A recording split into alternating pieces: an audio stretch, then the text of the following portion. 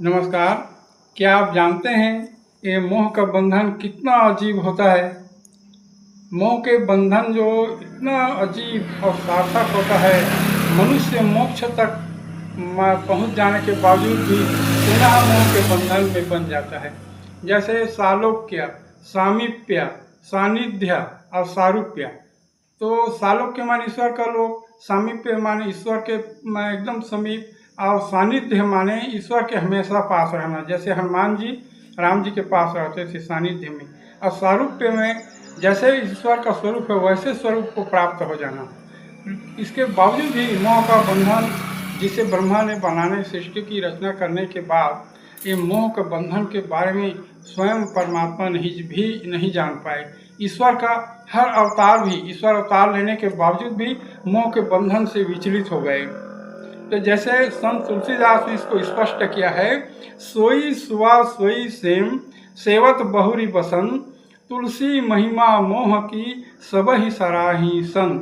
जैसे बसंत ऋतु आता है ना, तो जो सुबह होता है तो सेम के वृक्ष में के जब फूल फूलता है, बसंत ऋतु में ही वो फूल फूलता है सेम, जिसे सेमहर बोलते हैं। उसका फूल इतना आकर्षक और लाल रहता है, जैसे सुबह जंगल से भटकते भटकते कहीं आते वो सेम के वृक्ष हम जब आ जाता है ना, तो वो सेम के वृक्ष के फूल से इतना आकर्षित हो जाता है कि वो परिवार सहित अपने परिवारों को भी बुलाता है, और वहीं पर बहुत ही कुछ दिनों तक आनंद मंगल नाचते गाते हैं। कारण क्या है कि वो सुबह सोचता है कि ये इतना सुंदर लाजवाब फूल है तो इसका फल कितना रसदार और मीठा होगा, ऐसी ही कामना उसका रहता है।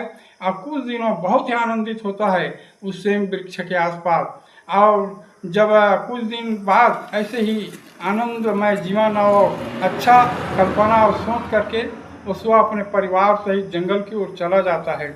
और जंगल की ओर जाने के बाद जब बैसाख का महीना आता है, तो ठीक बैसाख के महीना में, जैसे आजकल की महीना बैसाख जेठ जब आता है, तो वो सेमहर फल लगता है, बड़ा बड़ा हरा कलर का फल रहता है।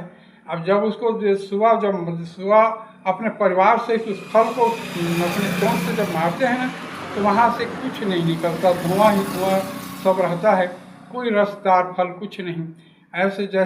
ऐसे लगता है मानो आकाश में बदली छाई हो, ऐसा धुआं ही धुआं। और अर्थात उसके जितना जो रेशे हैं रुई, वो सब आसपास उड़ते रहते हैं और ज़मीन में गिरते रहते हैं।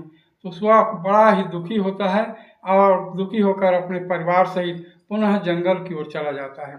जब समय बीतता जाता है तो फिर बसंत ऋतु आता है, फिर सुबह वहीं पर आ जाता है, और फिर लाल फलों को देखकर बहुत ही लालायित और आकर्षित होता है।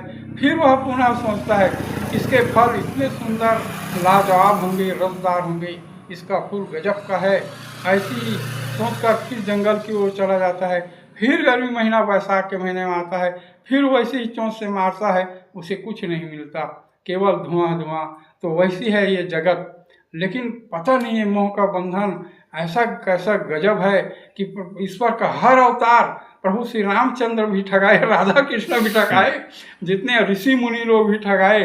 ये अजीब है मोह का बंधन। जय हिंद।